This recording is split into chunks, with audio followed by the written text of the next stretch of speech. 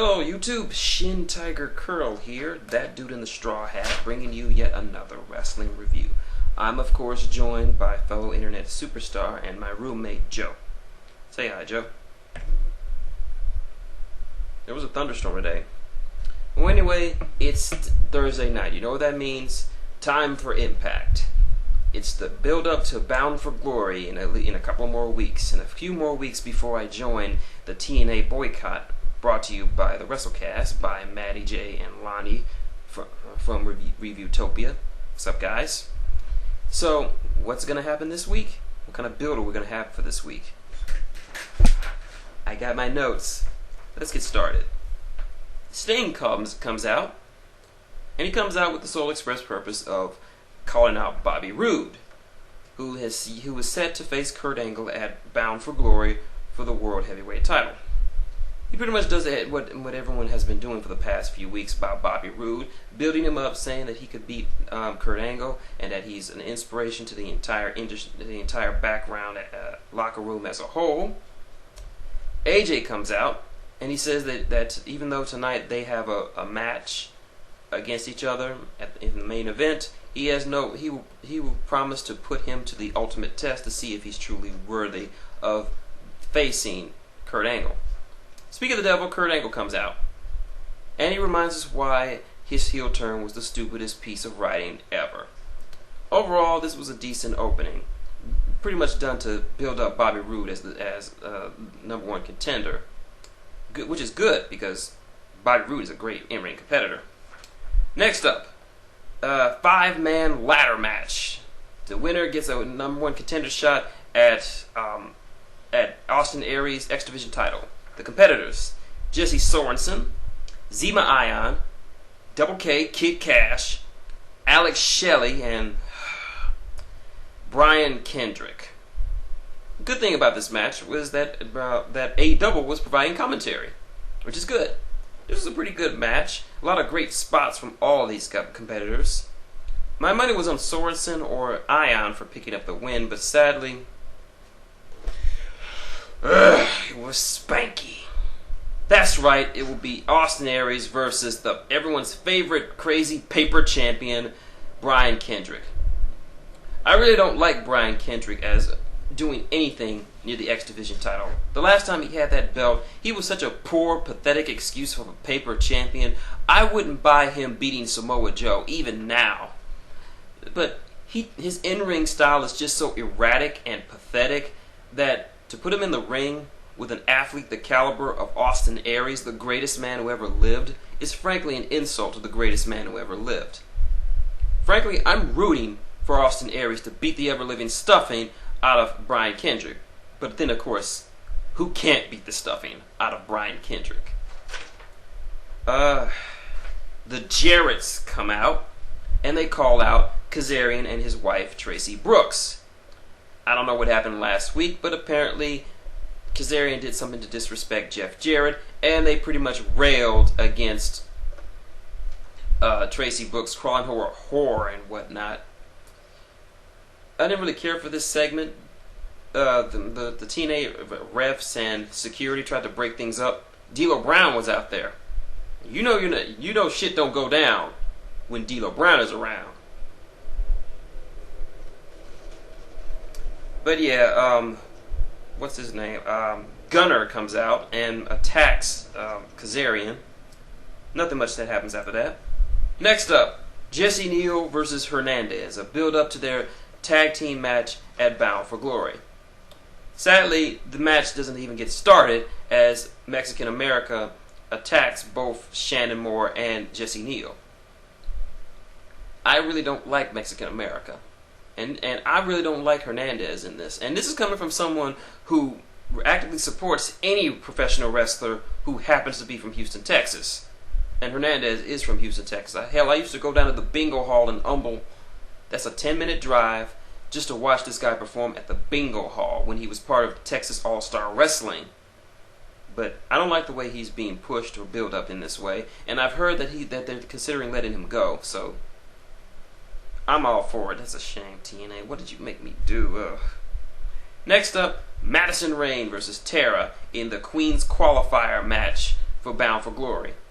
Madison, I didn't like this match because of too many shenanigans going on. Rain tries to schmooze up to Earl Hebner, and it's actually pretty much working for most of the match. And this was just a joke of a match.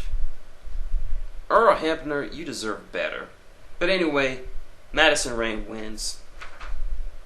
Next up, Crimson comes out, and he calls out Joe.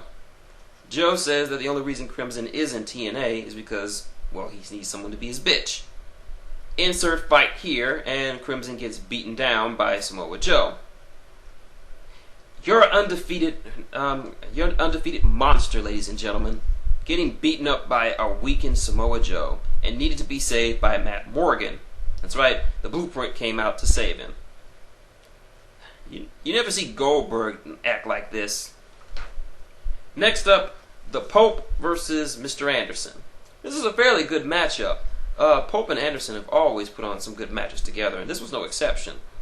But unfortunately, there was some shenanigans outside as Anderson was getting in the face of Devon's sons, who are always out there for Pope's matches now.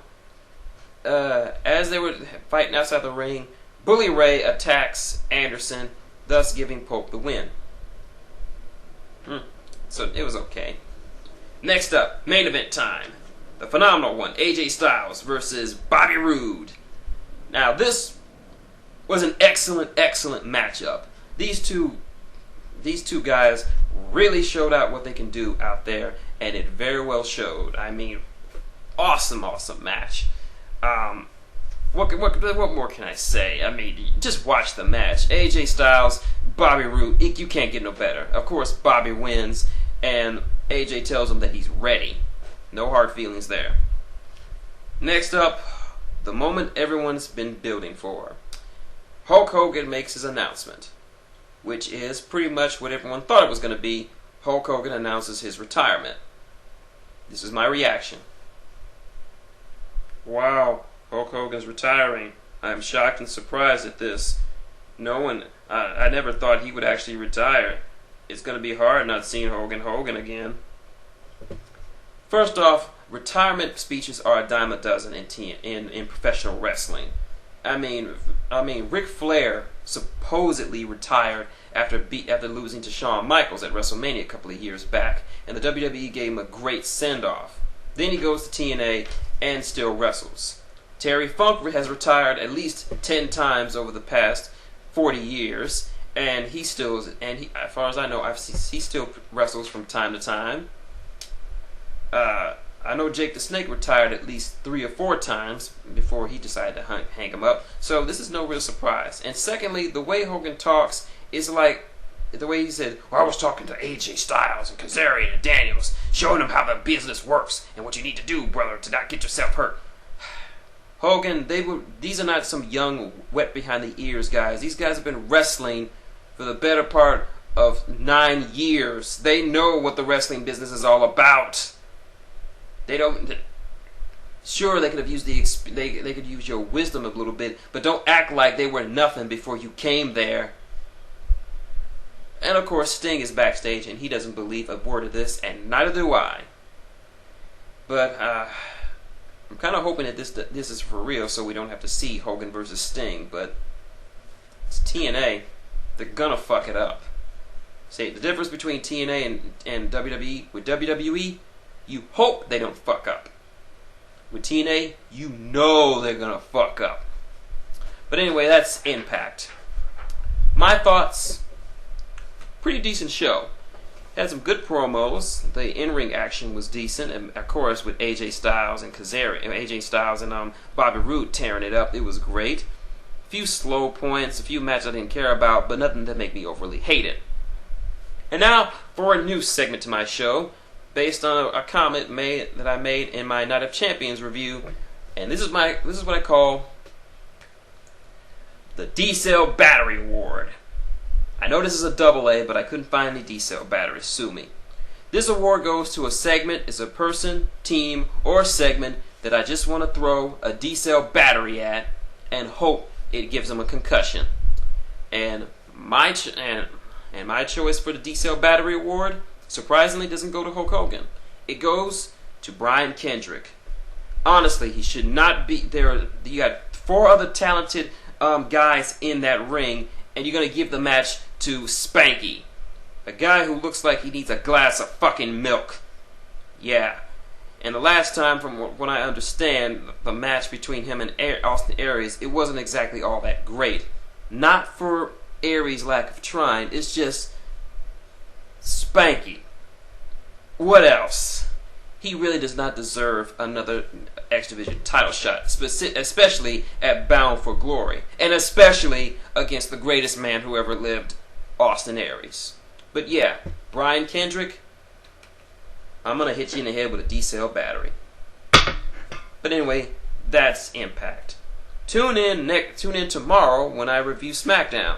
It's the second go-home show before Hell in a Cell. Who will Mark Henry kill and eat in the middle of the ring? And how will Randy Orton counter it? And just how much bitching will Christian do? And will Bryan Danielson win a fucking match already? Who knows? But until then, this is shintigercurl, that dude in the straw hat, and Joe, saying goodnight and wrestle on.